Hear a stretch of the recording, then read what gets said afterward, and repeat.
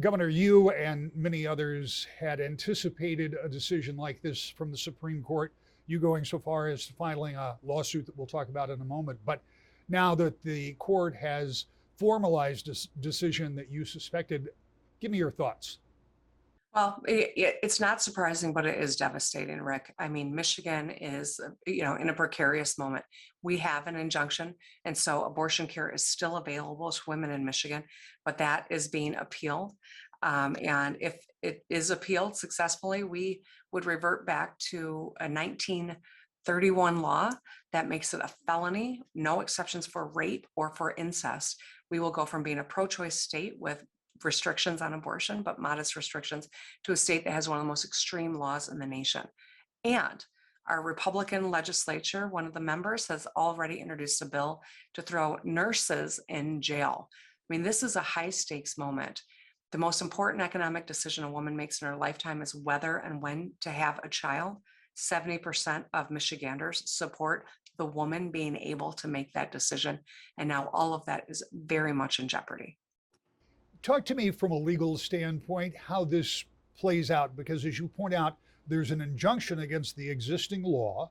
There is a lot of legal activity, including a lawsuit that you have taken to the Supreme Court, or ultimately want the Supreme Court to take a look at. So, what happens if the 1931 law is made permanently unenforceable, but there is no new law that is crafted beyond that? What happens then? Well, then the legislature will continue to tee up laws to make it harder for women to access reproductive health care. And the only thing that will keep that from happening is a veto, my veto. If one of the people on the other side of the aisle that is running for governor is elected governor, they've all endorsed the 1931 law. Every Republican running for governor supports a law that makes it a felony, no exceptions for rape or incest. That is how stark this moment is, and that is how precarious these rights are, these healthcare rights are for women in Michigan. There is no going back on the Supreme Court decision as it is now. What is the best hope from your perspective, representing your point of view, that happens here in the state of Michigan? Well, I'm hopeful that our state Supreme Court will urgently decide this case. We have asked the constitutional question of whether or not the state constitution, under due process and equal protection, recognizes a woman's right to privacy and a woman's right to bodily autonomy. That is a right we have had for 49 years, my whole life virtually.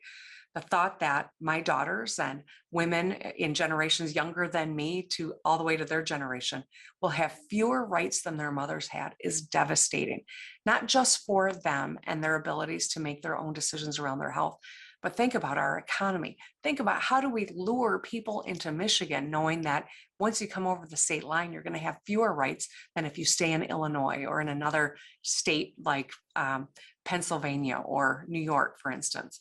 This is a very stark moment. It will have repercussions, not just for individual women, but of course, that's my primary concern, but also in a much larger way, all across our lives and our economy. It'll impact everyone who's trying to grow a family through IVF. This has got incredible ramifications. And that's precisely why I'm fighting like hell to protect this right and to get it recognized under the state constitution. One other question, and this is one you may or may not have been addressing as you thought about this already, but this will almost certainly create a patchwork of different laws across the United States. How does that impact this process? I mean, when something may be legal in this state, illegal just a few miles across the state line, what does that do for women that are seeking out abortion services? Well, it makes it very hard for women to get the reproductive health care that has been relied on for 49 years. It's been safe and accessible. And now it will not be accessible. Women will have to travel. You know who can travel? People who have got time, people who have means to do that, which tells you that this will disproportionately impact women who are rural, women who've got fewer resources, women of color. We are going to see that impact very quickly. And that's precisely why it's really important that our Supreme Court take action and that we recognize this right in Michigan so that Michigan women aren't put in that position.